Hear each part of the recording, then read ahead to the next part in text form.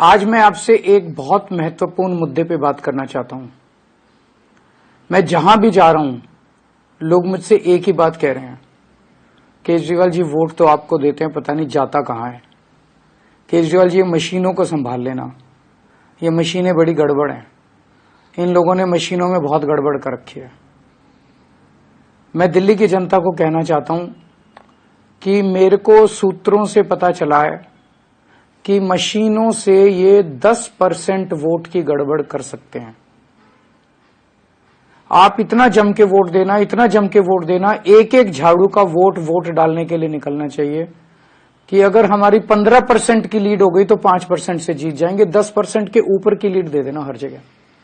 इतना जम के वोट डालना, इतना जम के वोट डालना कि इनकी मशीनों के ऊपर हम जीत जाएं। यही एक तरीका है मशीनों से पार पाने का, कि आप खूब जम के वोट डालो। एहतियात के तौर पे हमने एक वेबसाइट बनाई है। महाराष्ट्र और हरियाणा के चुनावों से जो सीख मिली, उससे हमने ये तय किया है कि 5 तारीख की रात को इस वेबसाइट के ऊपर हर पोलिंग बूथ की ये 6 जानकारी हम उस वेबसाइट पे डाल देंगे, ताकि मशीनों से छेड़छाड़ ना की जा सके। नंबर 1, उस पोलिंग बूथ का नाम या नंबर क्या है। नंबर 2, उस पोलिंग बूथ का प्रिसाइडिंग ऑफिसर कौन है, उसका नाम। नंबर 3, कंट्रोल यूनिट का आईडी क्या है, जो कंट्रोल यूनिट है उसका आईडी क्या है। नंबर 4, उस बूथ पे रात तक, अंतिम तक टोटल कितने वोट पड़े। तो इससे यह पता चल जाएगा कि अगर 800 वोट पड़े तो गिनती 800 ही वोट की होगी, क्योंकि हम उसमें मशीन में डाल देंगे कि उस दिन कितने वोट पड़े। कई जगह आरोप लगता है ना कि वोट तो पड़े 600, गिनती हो गई 800 वोट की, तो वो नहीं हो पाएगा। हम 5 तारीख की रात को सारा डेटा वेबसाइट पे डाल देंगे।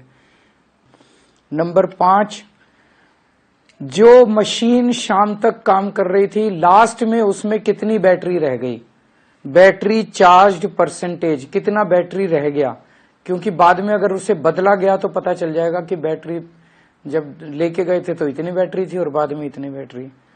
और नंबर 6, पोलिंग एजेंट का, पार्टी पोलिंग एजेंट का नाम क्या है।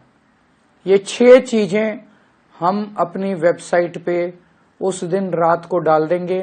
अगर इन्होंने काउंटिंग वाले दिन गड़बड़ की तो हम मैच कर सकते हैं कि डाला तो ये था हमने और इनकी निकला ये, इसका मतलब गड़बड़ है। तो हमें सबको मिलकर इंश्योर करना है कि जो ये गड़बड़ें करते हैं वो दिल्ली के चुनाव में हम गड़बड़ सारे मिलकर उसको रोक सकें। अंत में फिर से मैं ये कहना चाहता हूं कि एक एक वोट पड़ना चाहिए। अगर हमें ईवीएम का खेल, इनका हराना है, इनको ईवीएम के खेल में, तो एक एक वोट, एक एक